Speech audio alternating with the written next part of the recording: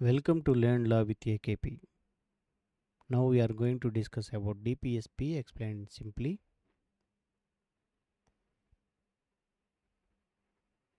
Directive Principles of State Policy. Now imagine this, a country where the government only cares about rich people, no free education, no fair wages, no support for the poor. Would that be a good country? Definitely not. That's why we have something called Directive Principles of State Policy, DPSP. Now we have to know what is DPSP. DPSP are not rights given to citizens, they are instructions given to the government. They tell the government how to run the country properly, how to take care of people.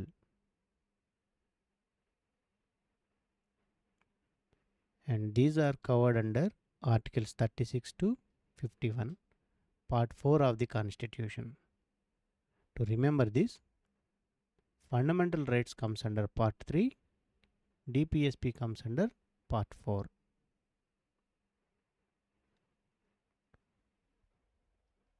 Now the purpose of DPSP, imagine a poor family, no money, no education, no opportunities. DPSP tells the government to help them provide education, reduce inequality. In simple words, DPSP aims to create a welfare state. For example, because of DPSP, equal pay for equal work, free legal aid for poor, protection of environment, promotion of education. These are not random decisions.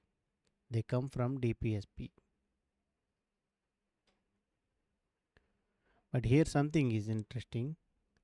You cannot go to court if DPSP is not allowed or not followed. Why?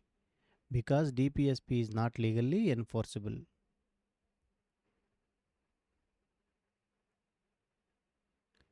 Now, let's understand this with a simple comparison with DPSP versus fundamental rights. In fundamental rights, you can go to court, they are enforceable, they protect you.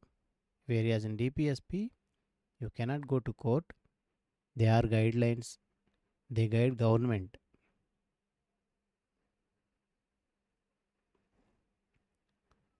So, think like this. To understand, fundamental rights are your power. DPSP is government's duty.